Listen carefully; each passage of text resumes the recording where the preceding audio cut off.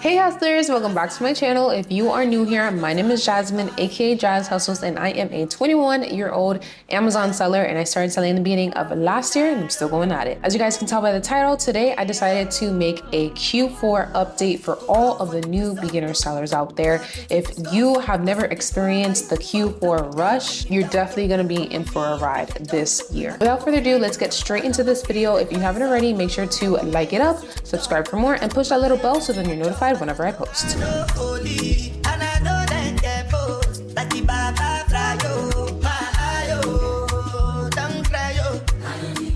Now with Q4, what is Q4? A lot of people don't know. Basically, it's the craziest time of the year when it comes to any business at all. It's not just specifically for Amazon sellers, but any business at all. Every business usually sees an increase of 30 to 50% in sales within the Q4 period. Now, when is Q4? So there's a total of 4 quarters in the year. So it's every 3 months, but there's gonna be a different period. So January, February, March is Q1, April, May, June is Q2, July, August, September is Q3, and October, November, December is Q4. The biggest time of the year. Now, if you are contemplating on becoming an Amazon seller, you have to start now. There's no point in waiting until next year for New Year's resolutions and stuff like that. When in the beginning of the year, it actually slows down a little more. So if you are planning on starting Amazon FBA, you definitely want to start as soon as possible. Already get your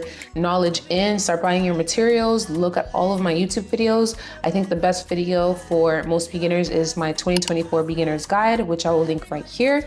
But honestly, you guys need to start. There's no procrastination. New year, new me.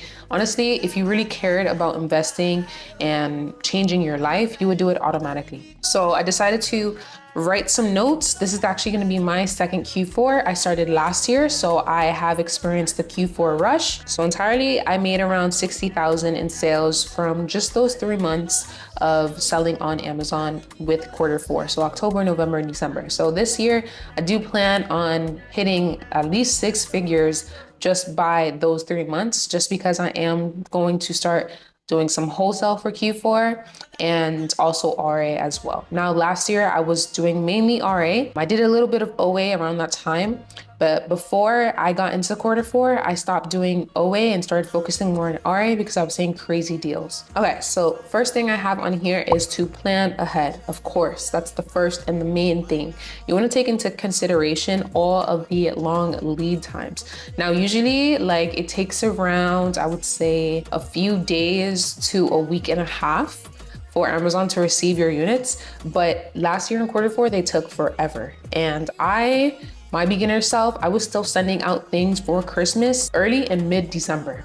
And of course, I got stuck with a few seasonal products, but that's perfectly fine. Beginner mistake. I just don't like the fact that I have to not sell my FBA units, because if I go to the store and I see more of the units that I just sent out, I'm gonna get some more. But that's why a lot of people do FBA and FBM, which I will talk about a little later on in this video, but it is gonna take a few weeks for your units to get sent into Amazon and to start selling. So honestly, I'm gonna just say like around 1 week to 5 weeks. You never know, you might be lucky, you might be close to a warehouse that they plan on you sending it to, but I would say 1 to 5 weeks. Also, you have to make sure that you track your fees, because the fees are a little more when Q4 comes around. The storage fee is a little more, the FBA referral fee, but SellerAmp is gonna be including all of that. So if you don't have SellerAmp, make sure to go down in the link in the description, so then you can sign up. That's the main product sourcing software that I use for my business. And the only thing that you would have to really do is to include an extra cost for your inbound. So inbound, let's say for instance, yours is 160. That's usually what I recommend, the standard. But in Q4, I would suggest raising it 15 extra cents for the inbound shipping fee. And then for the placement fee, I don't know if you guys watched my video on how to calculate your shipping correctly, but I'll also link it right up here. Placement fee, I would just put Amazon Optimize. And then for the inbound in Q4, I would change my settings instead of 160 to 175. So I'm just gonna add an extra 15 cents. If you're usually charged $1 for shipping, then you'll add in 15 cents. So it'll be $1.15. So it's really just up to how much you are usually charged for shipping. But the standard that I would usually say for people who are doing arbitrage is $1.60. If you're doing wholesale, it is way cheaper. Literally just my last shipment, I was charged 43 cents per pound. I've never been charged that low when I was doing arbitrage. And that's because I'm sending out so much units. So the more units you send out, the cheaper your shipping is going to be. The less units you ship out, if you just ship out one box that's like 5 pounds, you're gonna be charged like $9 per pound, which is crazy. So make sure to watch my shipping video because a lot of beginners end up not being profitable their first few weeks to months because they don't know how to calculate their shipping correctly. So make sure to go to that video after. You can change your settings mid-October or early October, whichever. Also, put money aside or use business credit. So I will link my last video. A lot of people don't really know how much they should invest to see good profit, good success. Well, it really is just up to how much you want to make and also the ROI of the products that you're looking for. So watch, I'm linking so much videos because all the game is on the channel. All the game is on the YouTube channel. So watch my last video on how to actually, it's the truth about Amazon FBA because it's something that a lot of people don't talk about. You have to spend a lot to make a lot with this business. If you're only spending about $100, you're not gonna make anything. You're gonna make probably like 15, 20. But honestly, like you have to spend money. And that's why I recommend using business credit because a lot of people don't have that money off the bat.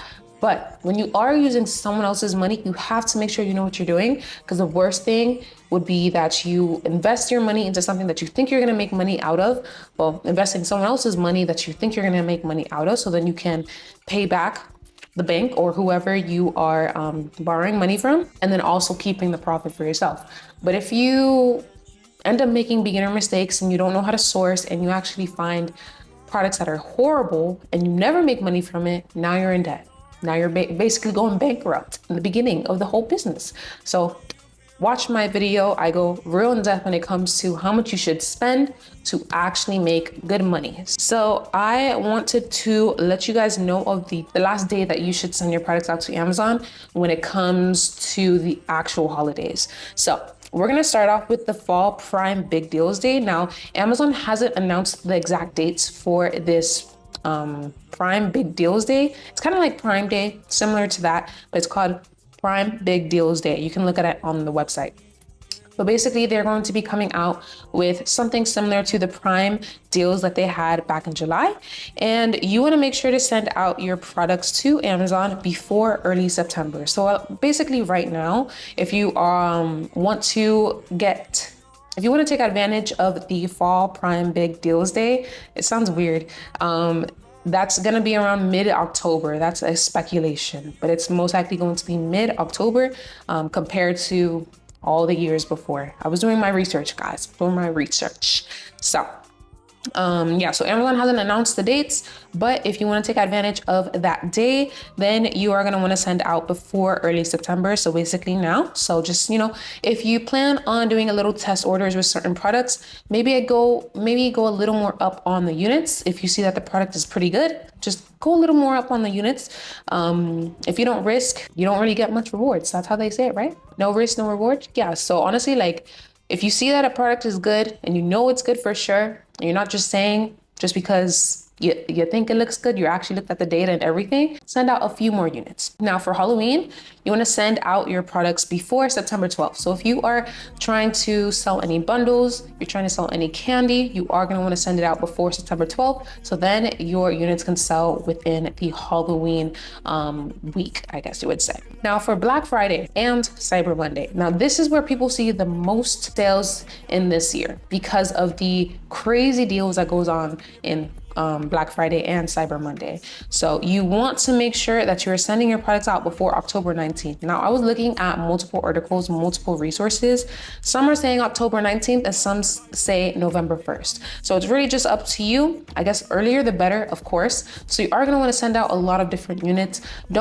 If you're a beginner, let's just say this right now. If you're a beginner, you want to make sure that you are not putting all your eggs in one basket. If you only have a certain amount of money to invest, don't just use all that money on that one product, because if that one product isn't good, now you're stuck. So you want to separate your money into different products, but make sure you know what you're doing. Make sure you know what you're doing. It's either late October early November. I would honestly just say late October is when you should send out your units to FBA. And this is all for FBA. With FBM, you can send out your units like a week before, because you're really just, you don't have to go through the process of waiting for Amazon to process your units and stuff like that, wait for them to receive.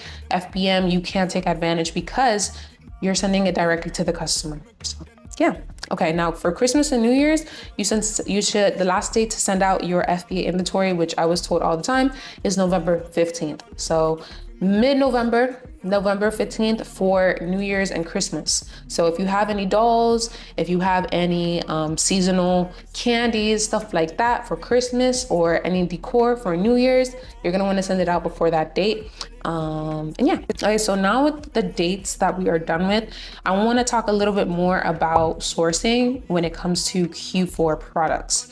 Now, you are going to want to take a look at the Keeper graph 1 year from now, just because most products that are seasonal, they're going to have a bad BSR. They're going to have bad estimated sales, like very slow estimated sales. It's going to look like a bad product right now, but you have to remember it's a seasonal product. It hasn't sold from quarter 1, quarter 2, quarter 3. It hasn't really sold like that. So what you're gonna wanna do is go on the Keeper graph. Maybe I'll put like a screen record on how to do that. Go on the Keeper graph, on the Keeper software, and go to where it says 1 year. Yeah, filter it from 1 year so that you can see how well it did in the past.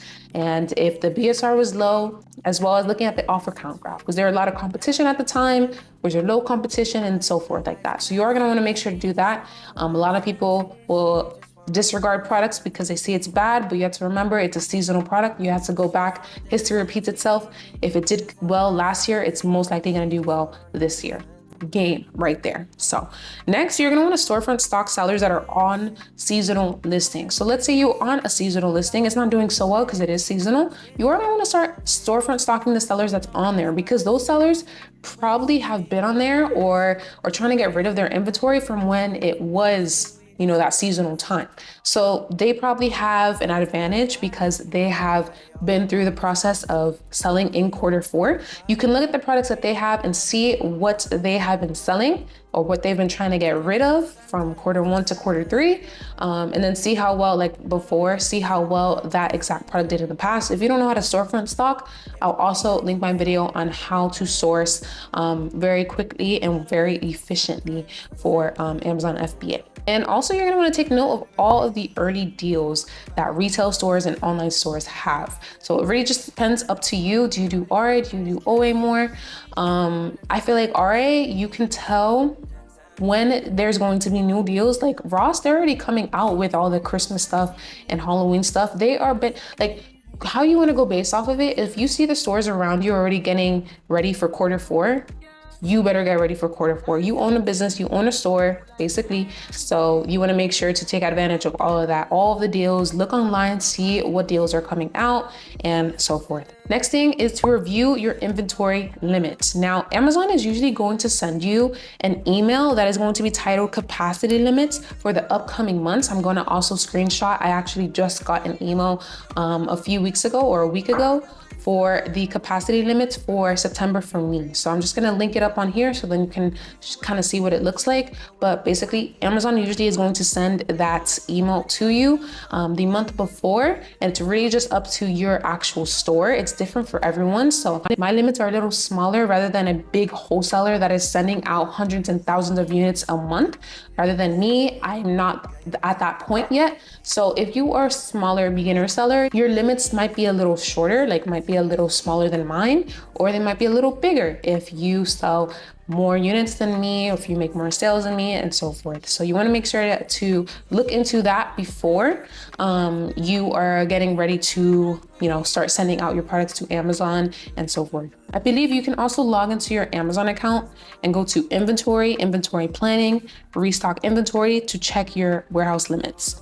So then you can ensure that you can send enough stock to meet demand. Now, I think the last thing is switching it up, trying FBA and FBM. Now, I don't like FBM, I'm not gonna lie to you, but from my experience in the past last year when I was stuck with a few FBA inventory, but I wanted to keep sending more stuff out and making more sales. I was just a beginner seller, honestly, I just wanted to send out many different things and I learned it the hard way. But I might look into doing FBM Just because why limit yourself? Why cap yourself out when this is the craziest time of the year for you? So I feel like maybe try.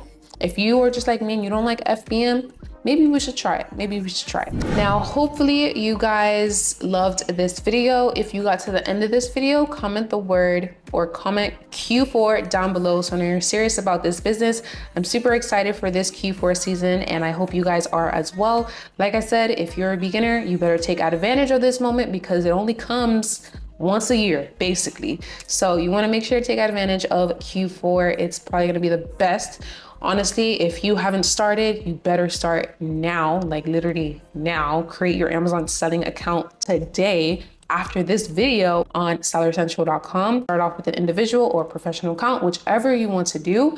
But honestly, make sure to take advantage of this Q4 season. Hopefully this video gave you a little bit of insight if you've never been through a Q4 season before. If you enjoyed my video, make sure to like it up for more. If you haven't already, make sure to follow my Instagram and my TikTok where I post on those every single day. And if you are interested in purchasing my complete Amazon FBA guide, it goes step by step and holds your hand throughout the whole process about Amazon FBA selling. I'm going to link that down in the description. You can actually get it as low as $31 today if you use Affirm or Klarna. And if you want a community to help you along the way throughout your journey, make sure to join my Discord group. I actually started a promotion for $20 off your first month. So make sure to go down into the link in my description as well. We do groups and calls every single Friday. I post 15 to 30 new profitable leads so you can sell on your own store. And you'll also have the access to network with many other sellers as well as ask questions along your journey. And last but not least, you guys know I do have my mentorship program. If you are looking for an Amazon FBA mentor, me and my partner Javon, we do it together. If you are interested, make sure to go down to the link in my description as well. It's called the Hustlers Academy and it's a course plus mentorship program. So you're gonna be getting access to the 10+ hours of informational step-by-step video guides, as well as unlimited Zoom one-on-one coaching calls with me and my partner so that we can help you along the way. And you also get lifetime access to my Discord. If you're interested in that, all you would have to do is apply down below. Like I said, everything that you need, all the resources are linked in my description. But with all those Q4 tips that I said, make sure to enjoy your actual holiday season. Spend your holiday season not only making money, but also spending time with your loved ones. It's really hard for business owners to take time for their family as well as take time to invest in their business. But honestly, you have to remember what you're doing all this for. Most people are creating businesses to be successful in the future so then they can give their family and their loved ones all the things in life, retire your parents and just so forth. So you have to remember what you're doing this for, not only for yourself, but you are doing this for your loved one as well. So make sure whenever it is, a seasonal time, holiday season, spend some time with your loved ones. Don't just focus too much about money. Money is a lot of things, but you have to keep in mind that there's family that is there for you through every step of the way as well. So thank you guys so much for watching and I hope you guys have a great Q4 and yeah, okay, I'll see you guys next Friday. Peace.